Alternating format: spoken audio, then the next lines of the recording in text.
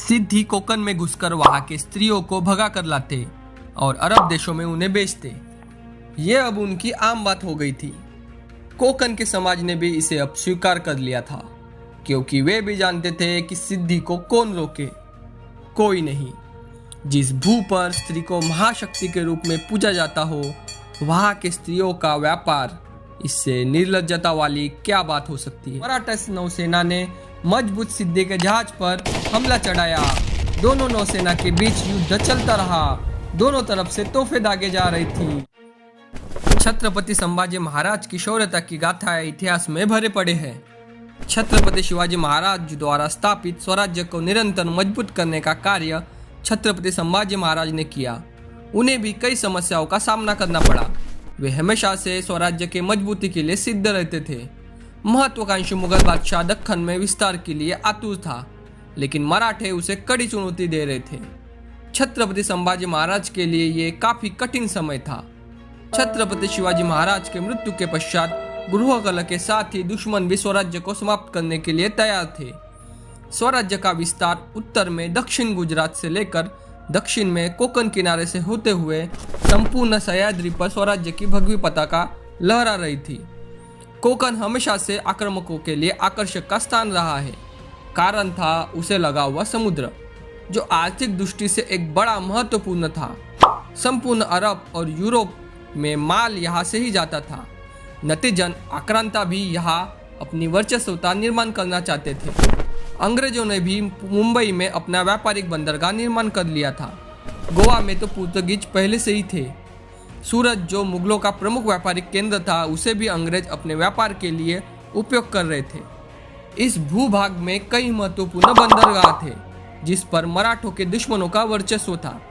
लेकिन इस क्षेत्र में उस समय सबसे ताकतवर शक्ति थी सिद्धि। सिद्धि अफ्रीका के मूल निवासी थे, जो भारत में गुलाम के तौर पर आए थे, जिन्होंने मुगल और आदिलशाही सेना में धीरे धीरे अपना वर्चस्व निर्माण किया और बाद में कोकन किनारे को अपने कब्जे में ले लिया। वे मुगलों के सहयोगी थे। नतीजन वे स्वराज्य को हानि पहुंचाते। उनकी सबसे बड़ी ताकत थी जंजीरा। इसी जंजीरे के किले पर अपना वर्चस्व निर्माण करके कोकन के क्षेत्र में घुसकर वे स्वराज्य में लूटपाट करते। जंजीरे के आसपास के भूभाग पर भी उनका अधिकार था। अब जंजीरा व्यापार का एक प्रमुख केंद्र बन गया। लेकिन छत्रपति इस बात से जरा चिंतित नहीं थे, जिस बात से वे चिंतित होने वाले थे। सिद्धि कोकन में घुसकर वहां के स्त्रियों को भगा कर लाते और अरब देशों में उन्हें बेचते। ये अब उनकी आम बात हो गई थी। कोकन के समाज ने भी इसे अब स्वीकार कर लिया था, क्योंकि वे भी जानते थे कि सिद्धि को कौन रोके, कोई नहीं। जिस भू पर स्त्री को महाशक्ति के रूप में पूजा जाता हो, वहां के स्त्रियों का व्यापार, इससे निर्लज्जता वाली क्या बात हो सकती है। यहाँ का समाज भी ऐसा मृतप्राय हो गया था कि सिद्धि को रोकने तक का सामर्थ्य उसमें नहीं था। लेकिन मराठों के स्वराज्य के पास ऐसा हो और वे चुप रहे, ऐसा होना अर्थात सूर्य का पश्चिम से निकलना हो। जैसे सिद्धि के इस बात की सूचना छत्रपति तक पहुंची, उन्होंने सिद्धियों को रोकने का तय किया। यह स्वराज्य के लिए भी आवश्यक था।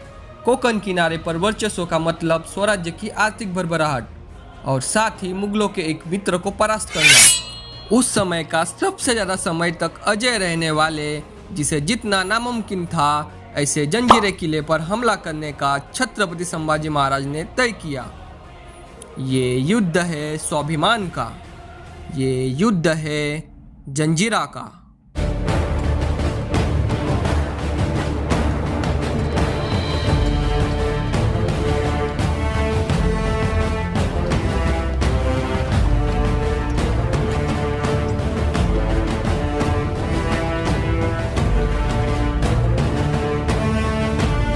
सन 1682 में सिद्धि का कोकन और मराठा क्षेत्र में हो रही बेलगाम लूटपाट को रोकने के साथ ही जंजीरा जैसे महत्वपूर्ण किले को जीतने के उद्देश्य के साथ छत्रपति संभाजी महाराज ने सिद्धि पर हमला करने का निर्णय लिया। यह छत्रपति संभाजी महाराज के जीवन के महत्वपूर्ण सैन्य अभियानों में से एक था। सिद्धि के राज्य को जंजीरा रियासत के नाम से भी जाना जाता था। मुरुन जंजीरा किले को 15वीं शताब्दी में राजा रामराव पाटिल द्वारा बनाया गया था। उस समय संपूर्ण दक्कन के भाग पर अहमदनगर के सुल्तान का राज था। रामराव पाटिल जंजीरा मुरुम भाग का प्रमुख था। किनारे पर होने के कारण उसने अपने लोगों को लुटेरों द्वारा बचाने के लिए जंजीरा के बेट पर एक जंजीरा किला बनाया, जिसकी दीवारें ऊंची ऊंची थी। साथ ही किले के भीतर जनता को पीने के पानी के लिए 2 मीठे पानियों के तालाब भी बनाए थे। ये सभी दृष्टि से एक बेहतरीन इंजीनियरिंग का नमूना था, जो आज भी वैसे ही शान से खड़ा है। इस किले की सुरक्षा बनावट की सूचना मिलती ही अहमदनगर के सुल्तान ने इस पर कब्जा करने के लिए अफ्रीकन मूल पीरम खान को आदेश दिया। वह अपनी सेना के साथ जंजीरा किले के पास पहुंचा। किले को देखकर वह समझ गया था कि इसे युद्ध से जीतना असंभव है, इसलिए उसने रामराव पाटिल को दोस्ती की लालच देकर इस जंजीरे को अपने कब्जे में कर लिया। इसके बाद सिद्दी द्वारा अधीन किला कई सल्तनों के अधीन तो कभी स्वतंत्र राज्य के रूप में अस्तित्व में रहा।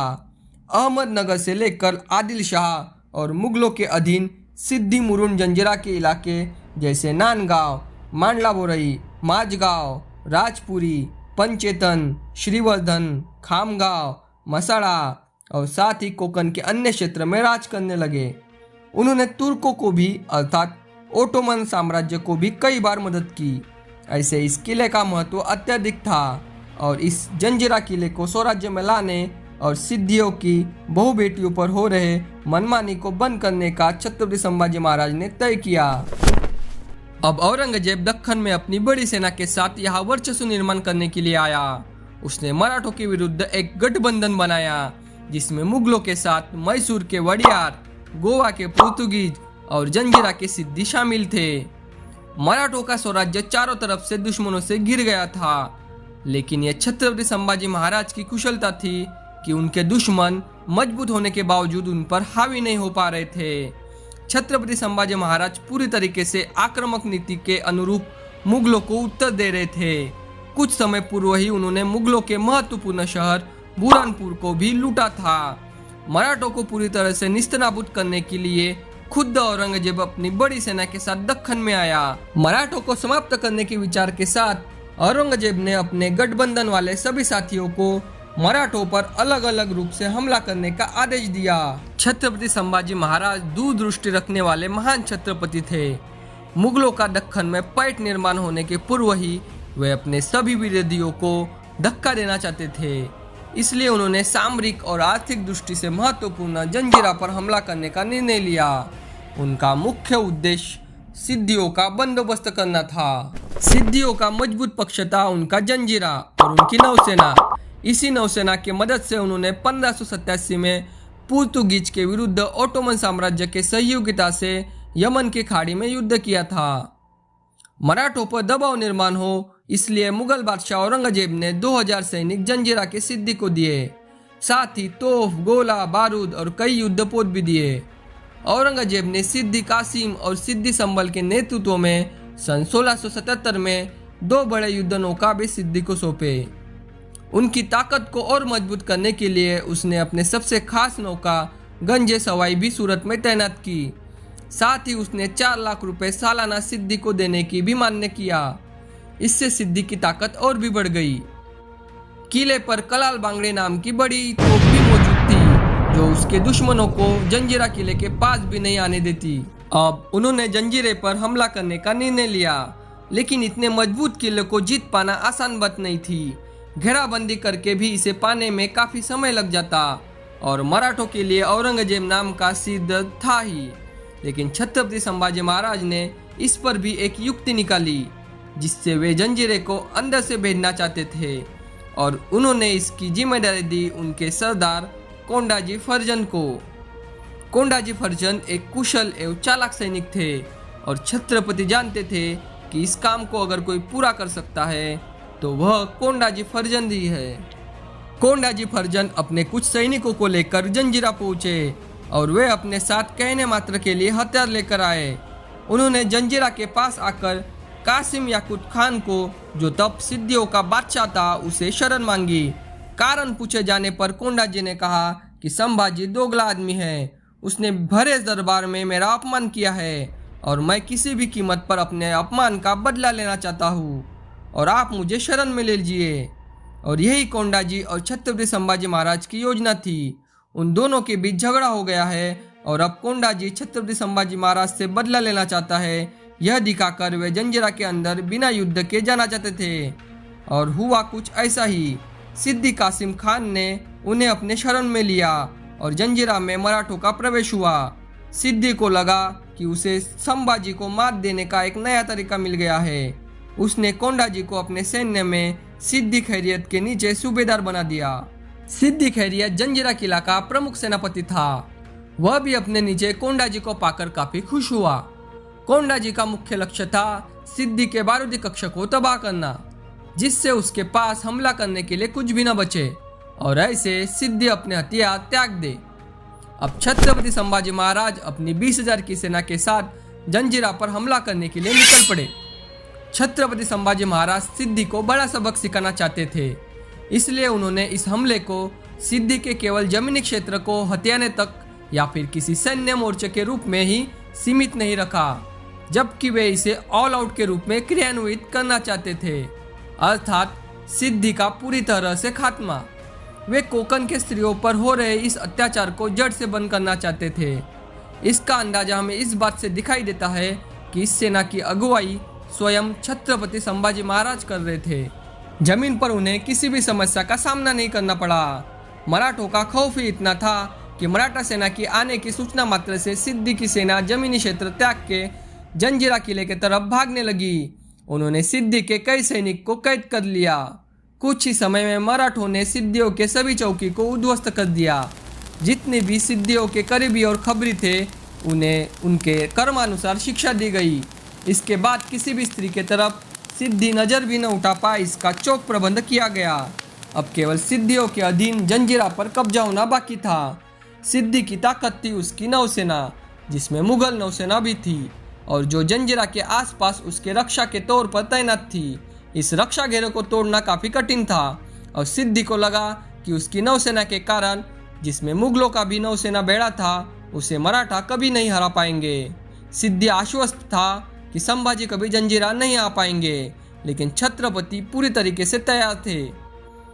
उनके चतुर्य का डंका पहले भी बजा हुआ था। सिद्दी को पूरी तरह से घेरा जाए, इस उद्देश्य के साथ छत्रपति ने अपने नौसेना को आदेश दिया।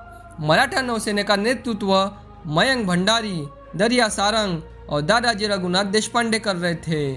छत्रपति शिवाजी महाराज, जिन्होंने भविष्य के बातों को ध्यान में रखकर एक मजबूत नौसेना तैयार की थी, उसका परिपूर्ण उपयोग छत्रपति संभाजी महाराज कर रहे थे। 200 जहाजों वाली मराठा नौसेना ने मजबूत सिद्दी के जहाज पर हमला चढ़ाया। दोनों नौसेना के बीच युद्ध चलता रहा।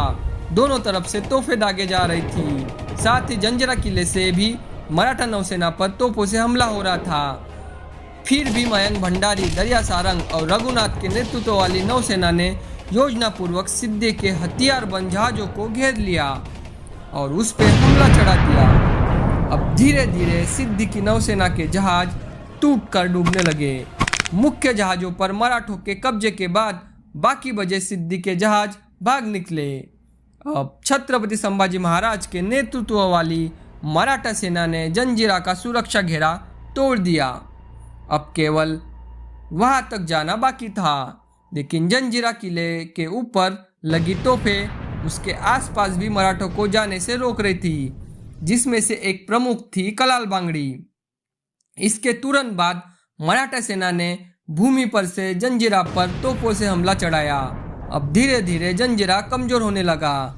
इधर सिद्दी भी इसका उत्तर दे रहा था, लेकिन उसका यह फायदा था कि वह जंजीरा किले के ऊपर से हमला कर रहा था, जिससे मराठे जंजीरा के दरवाजे के पास नहीं जा पा रहे थे। अब छत्रपति संभाजी महाराज ने हमला बंद कर घेराबंदी को और मजबूत कर दिया।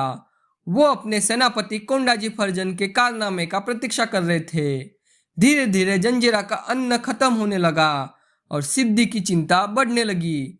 इधर अचानक जंजीरा पर से एक धमाके की आवाज सुनाई दी। कोंडाजी ने अपना काम फतेह कर दिया। उन्होंने समय को देखकर सिद्दी के सभी बारूद के भंडारों को उड़ा दिया। इसके बाद कोंडाजी और उसके साथी वीर गति को प्राप्त हुए। अब सिद्दी पूरी तरह से चिंता में पड़ गया। इन सब में 30 दिन गुजर गए। अब सिद्दी के पास बस 4-5 दिन का खाना बचा था। इसके बाद छत्रपति संभाजी महाराज ने पुल बनाकर जंजीरे तक पहुंचने की योजना बनाई। अब बस कुछ दिनों की बात थी और जंजीरा मराठों के कब्जे में। सिद्दी एक एक दिन डर के साए में काटने लगा। लेकिन इधर औरंगजेब को जंजीरा के हमले की सूचना मिली। सिद्दी के सभी जमीनी इलाके मराठों के पास आ गए हैं और कुछ दिनों में ही सिद्दी का जंजीरा भी मराठों के अधीन हो जाएगा। इस बात को सुनकर औरंगजेब चिंता में पड़ गया। उसे जंजीरा का महत्व पता था। जंजीरा से मराठा पीछे हट जाए, इसलिए उसने अपने सेनापति हुसैन अली खान को 35,000 सैनिकों के साथ मराठों पर हमला करने का आदेश दिया। हुसैन अली खान अपनी सेना के साथ कल्याण की तरफ आया और उसने कल्याण और भिवंडी इस मराठों के महत्वपूर्ण चौकियों को उद्ध्वस्त कर दिया। अब उसके पहुंच से रायगढ़ दूर नहीं था। मुगल सेना को रोकने के लिए मजबूरन छत्रपति संभाजी महाराज ने पीछे हटने का निर्णय लिया और उन्हें अपने सेना के साथ हुसैन के नेतृत्व वाली 35,000 मुगल सेना को रोकने के लिए जाना पड़ा। उन्होंने दादा रघुनाथ के नेतृत्व में इस घेरे को ऐसे बनाए रखने का आदेश दिया। अब छत्रपति मुगल सेना के पास पहुंचे, जहां दोनों सेना के बीच युद्ध हुआ और इसमें मुगल सेना की करारी हार हुई। लेकिन हुसैन अली खान की मुगल सेना को पूरी तरह से स्वराज्य से भगाया जाए, इस उद्देश्य के साथ मराठा सेना उसके पीछे लग गई। इसी बीच सिद्दी की भागी हुई नौसेना ने मुगल और अंग्रेजों के मदद के साथ मराठों के घेरे को तोड़ने में कामयाबी पाई। छत्रपति न होने के कारण मराठा नौसेना को मजबूरन पीछे हटना पड़ा और इस तरह मराठों के हाथ आया हुआ जंजीरा उन्हें छोड़ना पड़ा। अब छत्रपति संभाजी महाराज ने भी मुगल सेना को पीछे अहमदनगर तक भागने पर मजबूर किया। छत्रपति का पूरा ध्यान औरंगजेब और मुगलों पर था, जिससे सिद्दी को राहत मिली। लेकिन उसने मराठा का इतना खौफ ले लिया कि उसके जमीनी इलाके पर मौजूद कुछ मामूली मराठा सैनिकों को भी भगाने का साहस उसमें नहीं रहा। उसका मराठी स्त्रियों पर हो रहे अत्याचार पूरी तरह से बंद हो गया। वो दोबारा ऐसा साहस न करे, इसका पूरा प्रबंध छत्रपति संभाजी महाराज ने किया था। भले ही मराठे जंजीरा हासिल न कर पाए हो, लेकिन उनका जो मुख्य उद्देश्य था उसे उन्होंने पूरा किया।